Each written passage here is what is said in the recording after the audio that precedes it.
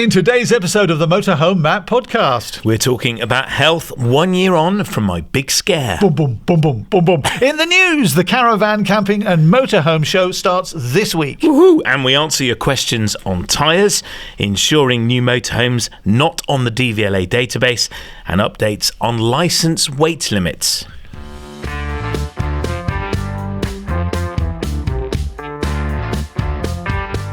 Welcome to the Motorhome Matt podcast. I'm Keith Gooden. And I'm Motorhome Matt. Industry insights and expert advice for the world of motorhomes, caravans and camper vans.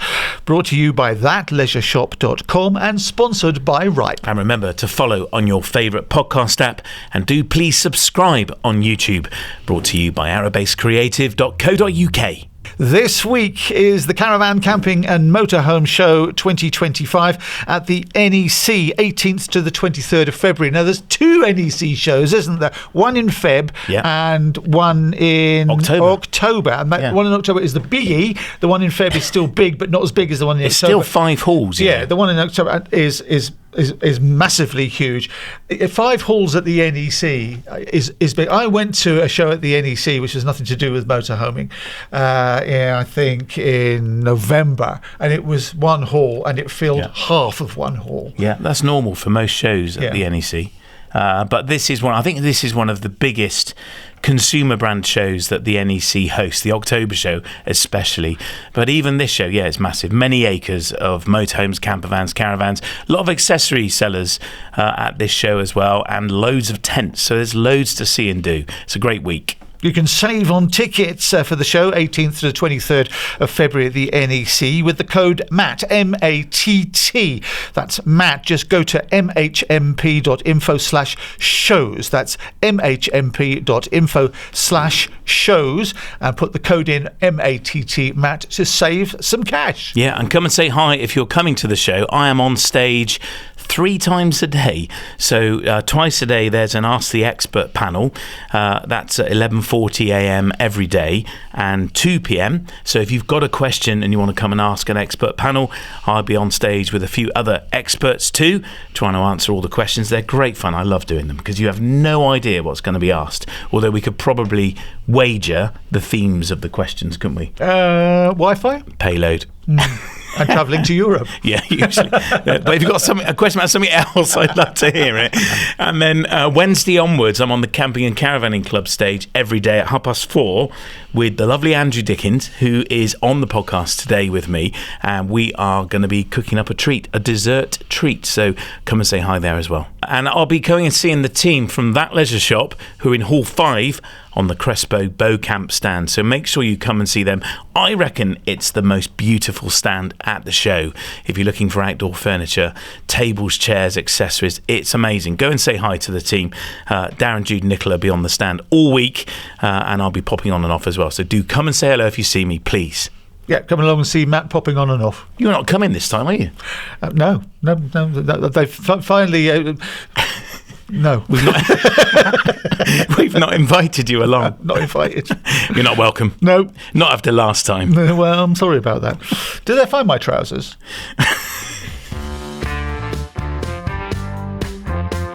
It's the Motorhome Matt podcast. I'm Keith Gooden. And I'm Motorhome Matt. And it's brought to you with thatleisureshop.com and sponsored by Ripe.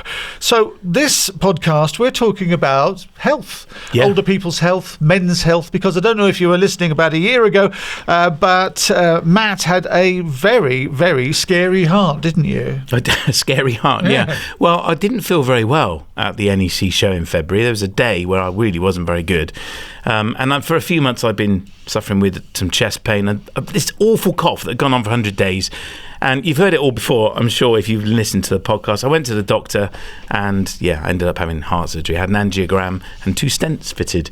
And that was, pretty much a year ago.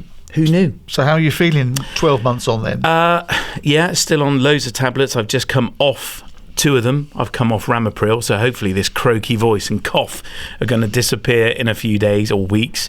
And I've come off amlopidine, which is a blood pressure drug, and I'm on something else beginning with C. Can't remember what it's called. And so we're trying to get my blood pressure down. Everything is still very suppressed. I get really tired, get really breathless, and that's all quite new for me. Even putting the bins out the other day. I was pushing them uphill, and it was just exhausting. It's like, what is going on? So yeah, I've become very mindful of what's going on inside my chest, I have to say. So those are just some of the changes you've experienced. Anything else?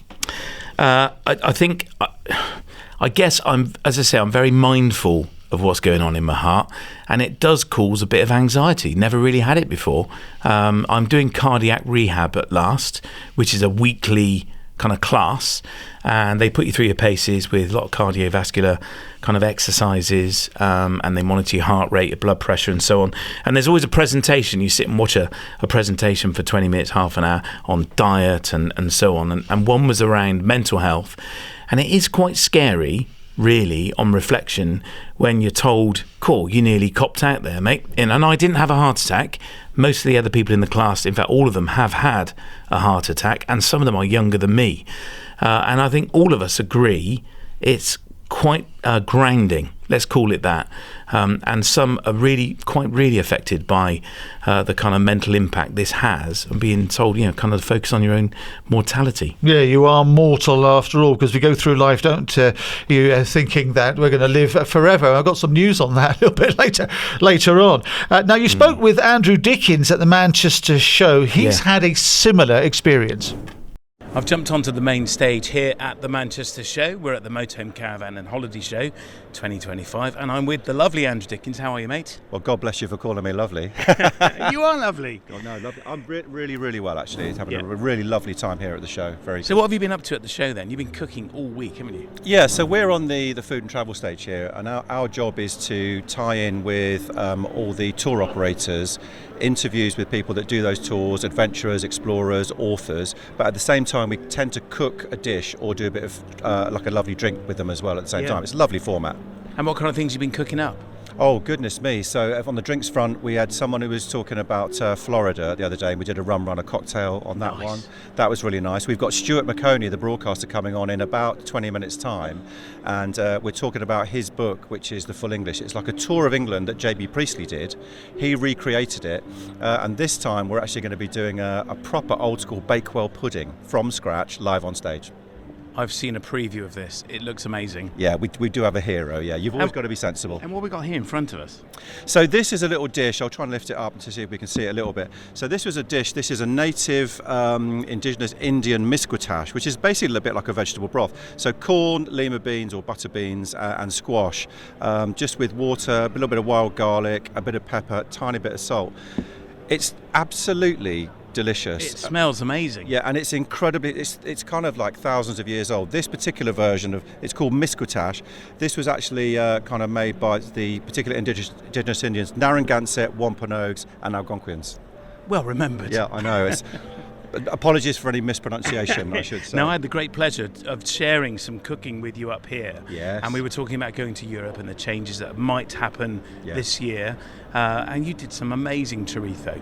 Yeah. That was phenomenal. Yeah, because you've obviously extensively travelled Europe in a motorhome. So we did Spain and we did the padron peppers, we did pan con tomate, and we did chorizo in cider, which was fantastic. But chorizo in cider is just phenomenal. Yeah, and it is a Spanish thing, and it's just it's such a simple thing, but utterly, utterly delicious. Really, really nice. We love that. Very yummy. So we're talking about me. Yeah. You're here at the show. What have you been up to? Talking to folks about what's happening in Europe this year, possibly. Oh yeah. I think we'll be talking about it again next year. Yeah. I was talking about getting good internet on the move. So yeah, it's a real problem for many people. They want to get internet access in their motorhome when they're travelling. Yep. And so I was talking to people, unpacking all the hardware options and the dark world of SIM cards. Yes. Very nerdy. But it was packed. It was great. Really good sessions. Loads of great Q&A. In fact, one of the question and answer sessions, another audience member was able to answer the questions someone else had. Outstanding. First-hand experience. It was really good. So you mentioned Wi-Fi, which is something that's really important for people on the move now. But have you actually found a solution for it? That's the issue. Yeah, loads of them. In fact, we've launched a product at this show. Okay. We've launched a little portable router. In fact, we launched Monday just before the show. Yep. And awkwardly, we sold out. So Straight away? In a day. In 24 hours and 12 good. minutes, we sold them all. So we've come to the show with 3 empty boxes. Yeah. We've got another load arriving this week. So, yeah, it's a fantastic little solution for getting internet in your motorhome. No drilling, just lick and stick it to the window, shove a SIM card in.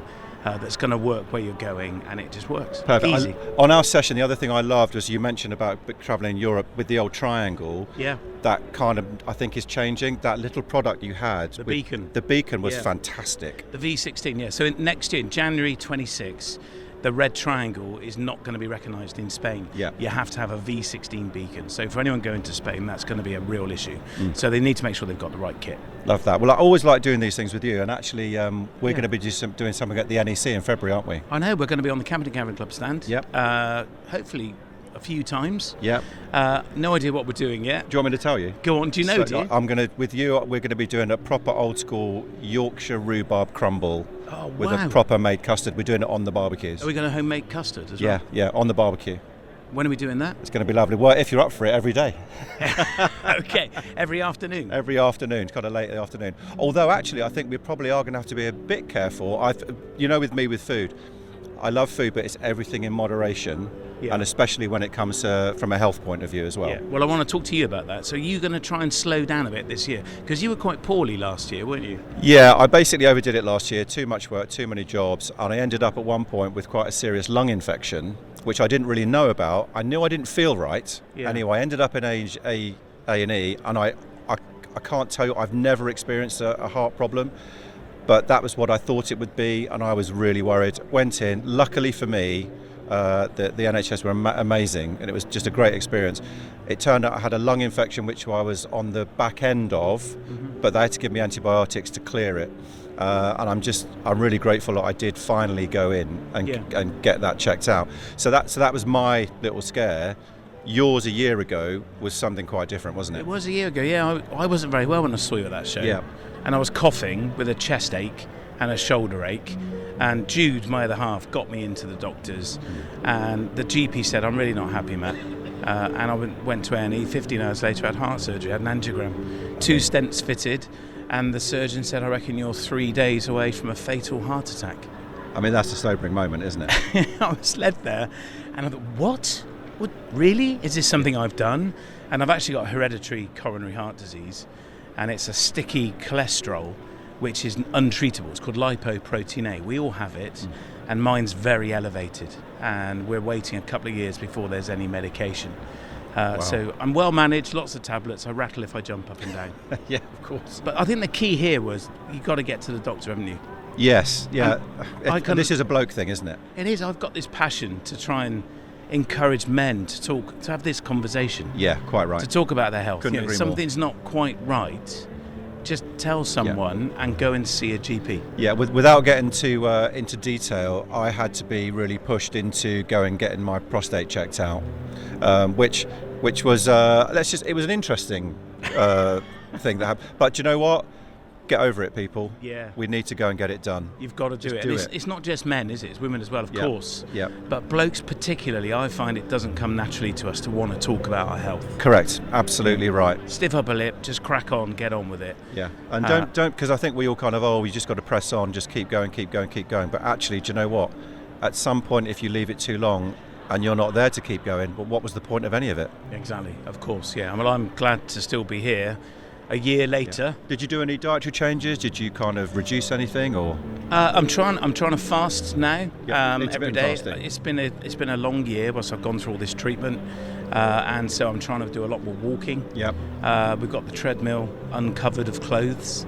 It was a clothes hanger. Yeah, I thought it was, but it's actually a treadmill, and it works. I love it. So I'm trying to do 10 minutes to half an hour on that every day, if not outside. Trying to get my cardio function back up. I'm on the same program. Mine much more walking to get things going, stretching out, more sleep. That's the one. Forcing myself to go to bed earlier, actually get some sleep. And then, of course, the other thing we can do is, like I said, I'm not against a treat. I still have treats, but I have to say, when you can do stuff like this, when you can get really proper, delicious, healthy food, that's what we need to be focusing on. Yeah. Whole food from scratch. That's what we need to be doing as well. Fresh foods, yeah. Yeah. My son calls us an ingredient house because there's nothing packaged in the cupboards. Love that. That's a really, really good place to start, isn't it? He doesn't love it. He's 16 and hungry. I just want chocolate, Dad. Oh, quite right. See, again, don't mind a little piece of dark chocolate every day is good for you. Dark chocolate, yeah. But absolutely. what you don't want to be doing is shoveling in pounds and pounds of the other chocolate. I don't mind a bit of the other chocolate now and again, but you've just got to keep this stuff in moderation now. It's a real key thing. Are you going to make 2025, as well as Motorhome Matt and all the things you're doing there, are you going to make it a bit of a mission to try and get blokes to actually take a bit more care of themselves? I'm constantly on that mission, yeah. Talking to people about it. There's this thing called the Stent Club. I didn't even know it existed, and I'm in it. I'm a fully fledged member. Is this the little scar Yeah, the here? scar, yeah. Mine's faded now, but yeah, I've got 2 of them. I may have to have another one, we'll see. Wow. I'm seeing a consultant again in a month's time, so we'll see what happens. But you take care of yourself as well. Yeah, you too Make as well. sure you do. And actually, we should say, and you lot out there, take care of yourself. Thanks, Andrew, for doing that. It's great to talk with Andrew about men's health and getting others to engage in the conversation. Keith, you've had some challenges as well recently, haven't you? You went to the doctor with something really mild. Yeah, last summer I was, funnily enough, editing our podcast, and I got the most awful cramp in my leg. I mean, like a cramp like no other. And it was the hottest day of the year. I was in a fairly warm room, even though the windows were all open. But I got this this pain like I've never felt before. This cramp in my leg. Well, you were suffering with this last October as well. That's right. And so after a couple of months, I just thought, I don't know, had a slipped disc and a little bit of nerve pain. It was going to take a couple of months to go, and it was going. But in the end, I went to the doctor, and the doctor said, "Yeah, okay, we'll send you from an X-ray and have a look. We'll do some blood tests as well, because we haven't done blood tests in 10 years. So let's see what's happening." Did the blood test. I was called 24 hours after the blood was taken. Come and see the doctor. I went to the doctor, and he says, "You've got diabetes, type 2 diabetes." I said, "Well, what are you talking about?" From a cramp?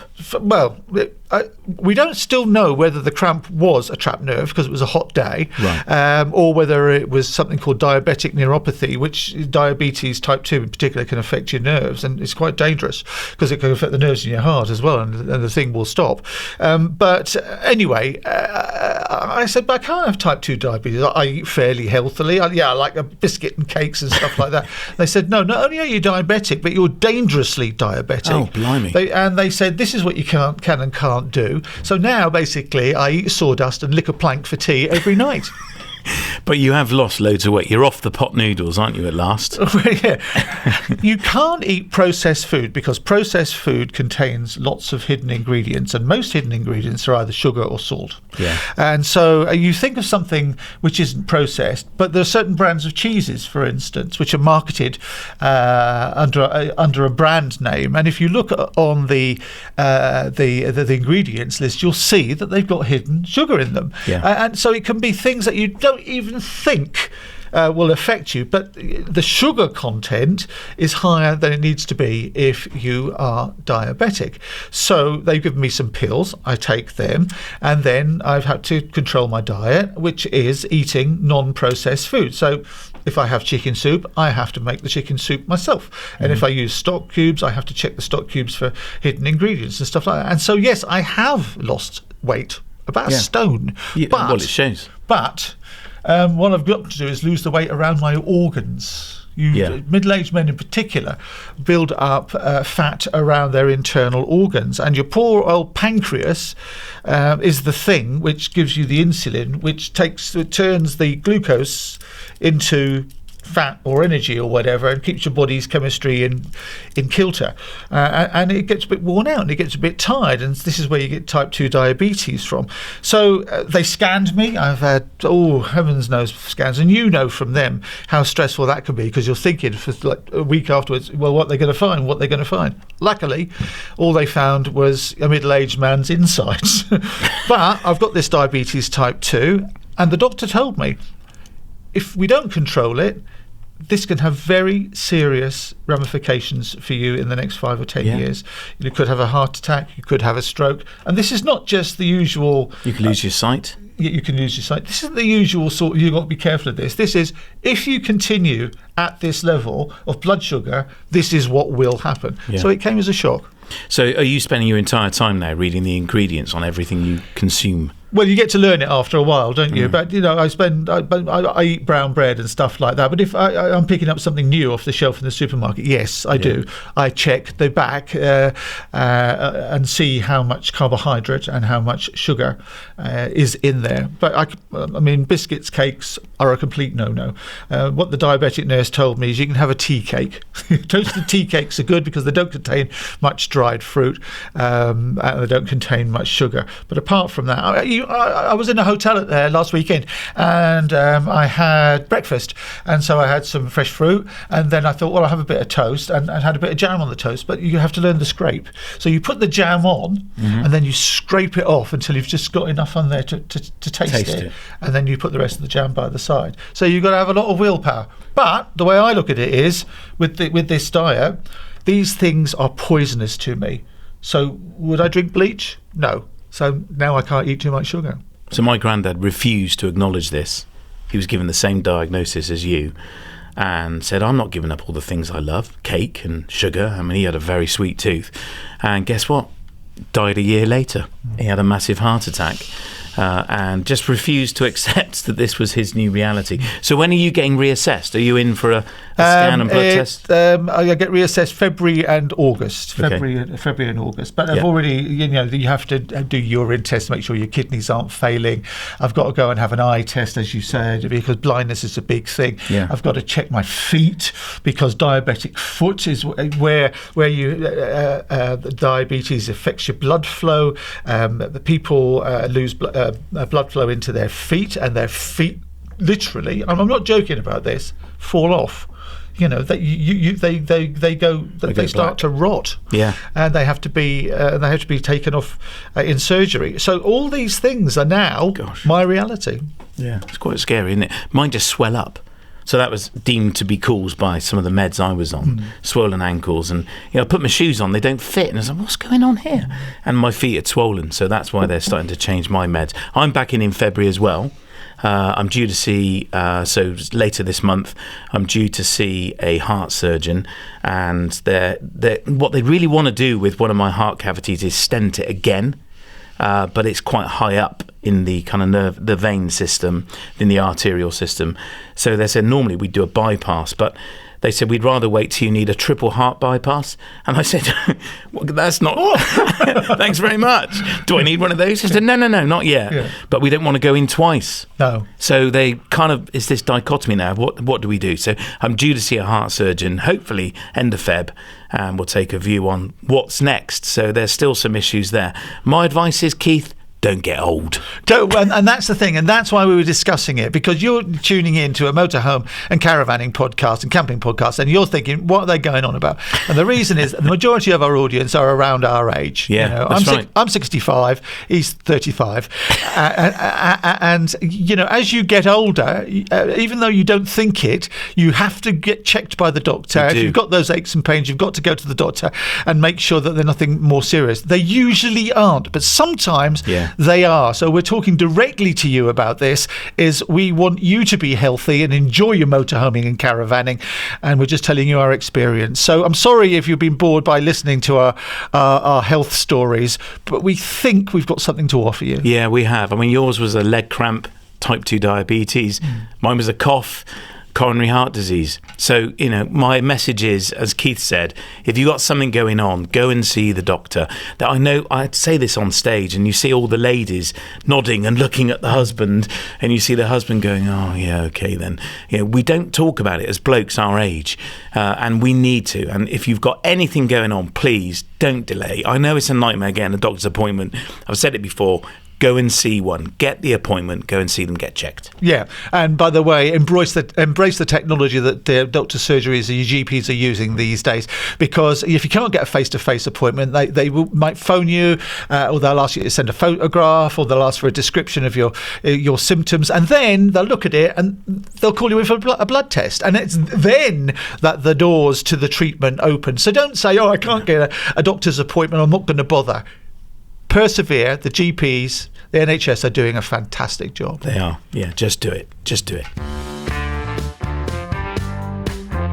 It's the Motorhome Matt podcast. I'm Keith Gooden. And I'm Motorhome Matt. And it's brought to you with thatleisureshop.com and sponsored by Ripe. It's time for our Q&A, our questions and answers. But first of all, before I say that, he's the expert, Motorhome Matt. If he doesn't know the answer, he'll ask somebody who does, so you will get an answer. Keith Midwinter is in Worthing.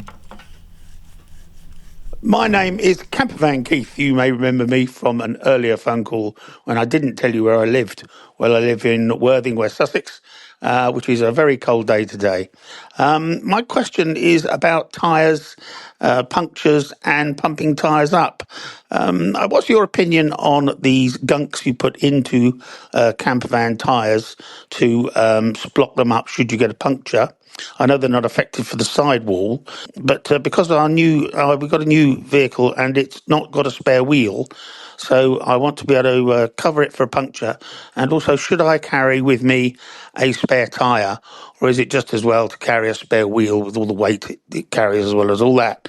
Additionally to that, do you know of a sensible battery-operated inflator that will go up to 70 odd 80 psi and do all the tyres on the vehicle without running out halfway through or taking hours for it to happen? Is there one that you've got in your back locker that you can recommend? Okay, well, thank you very much. I'll keep listening to the show and love it very much. Speak to you soon. Cheers, Campervan Keith. Appreciate that. He's in Worthing. Motorhome Matt. First of all, let's deal with the one about inflating the tyres. He needs something that goes at 70, 80 psi that works off a battery. So we do sell one on thatleisureshop.com. It's a Maypole one, and it will jumpstart your car as well. And I took a tyre on our old Range Rover from about 5 psi in a video up to its correct pressure, which was I think 50 psi, and it used about 20% of the battery. So whether it would do all of your motorhome tyres, all four from flat to full, probably not. I would consider then a 12-volt one that plugs into the accessory socket in the van. You might need an extension cable so you can get to the back tyres from that point, but it's worth considering a 12-volt one. If you do plug one in and use it, keep the engine running just to keep the battery charging. And he's asking about tyres. This applies as well to car drivers. In recent 10 or 15, 20 years, hasn't it? The car manufacturers have been not supplying spare wheels and been supplying all sorts of bits and pieces, like he says, gunk or whatever, to get you home, or maybe even one of those little get you home tyres. But he makes a point, because for motorhomers and caravanners, keeping that spare is a lot of extra weight, isn't it? It is a lot of extra weight. And if you've got a spare wheel and tyre on the continent, you're meant to have a jack and wheel brace, as we've discussed before, to enable you to change the wheel. So on that point, do you just take a spare tyre? If payload's limited, then yes, I would take a spare tyre and call a tyre fitting company to come and fit it. At least you know you're going to get the right tyre on the van. In terms of the gel going in, I have got this on our motorhome. I've got it in my car and I've got it on my motorbike, and I've used it for years. I love the safety feature it affords me, that if a nail goes in the tyre, it will self-seal. I know tyre fitters often don't like it and complain about it.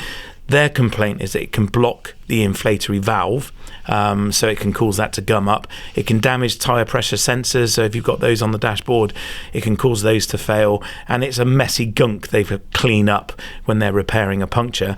But I have to say, particularly on the motorbike, I do like the peace of mind it gives me. And if I see a nail in the tyre, I do go and get the tyre repaired. I don't rely on it. And I am a nerd for checking my tyres. I think it's the advanced motorcyclist in me, where I will regularly check the tyres before I ride the bike every time. And on the car, I'm checking them at least once a week. Just a glance round, checking tyre tread, cracks, and nails in the tyre. It had a nail in the tyre. In fact, I've had two recently, and the tyre goes flat, and it's so easy to miss. And if you're going at speed on the motorway, that's when a blowout can cause. And of course, this gel won't save the day. Then it's only going to repair a puncture. It is clever stuff. And I'm sorry to any tyre fitters listening, I like having it in my van. Can you recycle tyres after using it? When the tyre fitters they take the tyre off and they take it back and maybe recondition it? Yeah, the tyre can be recycled. It's just a green gunk that is running around inside the tyre. That seals any holes? Yeah, and they, when they fit the new tyre, you have to reapply the gunk, and so they got to clean all the rim up, and it is a mess, I have to say. And I understand why they don't like it, but as I say, for me, the peace of mind it gives me is worth having it. Lewis is in Rotherham. He says, we took a policy out with Ripe in April and purchased a new motorhome yesterday. So we asked to transfer the insurance to our new vehicle. I contacted Ripe prior to collection, who said they needed the van to be on the DVLA database before they would insure the vehicle, which they advised would take 24 hours. Lewis goes on to say the dealer advised that they only register the vehicle once we are on site for collection, and registration happens straight away. We decided to go ahead with collection as per the dealer's advice. They registered the vehicle, and Ripe then refused to insure us to drive home and told me to ring the DVLA to ask them to update the database. He says the DVLA says it was registered in my name and the database takes up to 7 days to update. Having just part exchanged our vehicle, we were no longer the registered keeper of that vehicle, so couldn't drive that home either. After many nervous hours, Ripe agreed at the last minute before the dealer closed to put a note on our account and said we were insured to drive home. Otherwise, we would have been stranded 80 miles from our home. Do you know who is in the wrong here? Wow. Is there any wrong or right to this, or is it just, I'm not sure it's right process? or wrong. Well, we sent this to Ripe. And they came back with this answer. They said, "Hi Lewis, we're so very sorry you encountered this experience. We totally get how frustrating that will have been. I actually remember you as I was the one who arranged for the notes to be added onto your account. The issue was caused because we were unable to override the information back from DVLA because the process was all system-led." However, following this situation, we were able to change this process to allow us to override it and insure a van before the 24 hours when DVLA have it on their system, if the owner can provide us with the DVLA confirmation. Having feedback such as this is really important for us so we can constantly improve the experience for our customers. We hope that since this issue, you've been happy being a Ripe policy holder. Thanks for your feedback from the Ripe team. Yeah, that was Mel at Ripe. I love that. I love the fact that Mel's answered, and Mel was the one that dealt with this when the query came in. And we always big up Ripe, and we say they're real people in a real call centre in Manchester. They truly are. And if you're stuck with anything like this, because we've had a number of people say, well, I couldn't get insured by Ripe because they weren't on the electoral roll or whatever the issue was. They failed the credit check. Well, there isn't a credit check. It's just about being on the electoral roll. Talk to them, ring them, have a chat with them. They are a super helpful team, and I take my hats off to Ripe for changing their protocol in order to accommodate this, because this is a real issue for this chap, as it is for many. So if you're stuck, give them a call. Absolutely, and get 15% off your insurance premium with Ripe by using the code Motorhome Matt, that's one word, Motorhome Matt, over the phone, or simply click the link in the description. Robert Symes, or is it Sims? Oh, if it was Sims, it would be spelt with an I, Would like it? mine, the correct way. He spells his S-Y-M-S. Incorrect. Robert Symes, no E, or is it Sims, is in San Miguel de Salinas. That's St Michael of the Salt, isn't it? Originally from Newcastle, he says he now lives near Alicante and got into caravanning. He says, amazing. Just sold his caravan and now looking at motorhomes.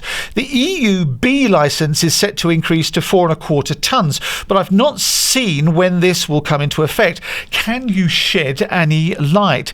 He's seen a Beauty Mizar CI garage. Have I got that right? You have, yeah. Yep, but it's 4.1 tonnes. Yeah. Motorhome shopping, he says, is stressful. Oh dear. Mucho stressful. Well, so the European driving licence is under review. It's not going to happen. It's under review that it could happen. And you're right, the B licence could be raised to allow you to drive 4.25 tonnes, which you could get into your Mizar without having to take the C1 test. Woohoo! And we did an episode on this recently. Our UK driving licence is about to change. It was a live presentation I gave at the Warner's show, and it's a whole episode, and it was a brilliant Q&A that followed it as well. It's from the Malvern show, so go and check that out, because it's a potential that if it's introduced in Europe, and there is no timescale set for this yet, then it could be that the UK government adopt the change, and we here could drive 4.25 tonnes as well.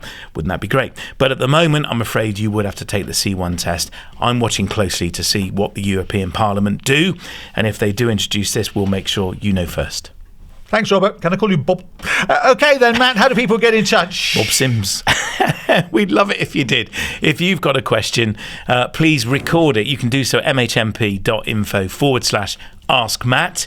You can hit the orange button and record your question. Tell us where you are in the world. Or if you'd rather not record it, you can fill in the form and we'll read it out for you. And if you're looking for trusted brands and services, then make sure you visit the Motorhome Matt approved directory at mhmp.info/approved, mhmp.info/approved. And if you are one of our many YouTube viewers, please click subscribe and the little bell, brought to you by arabasecreative.co.uk.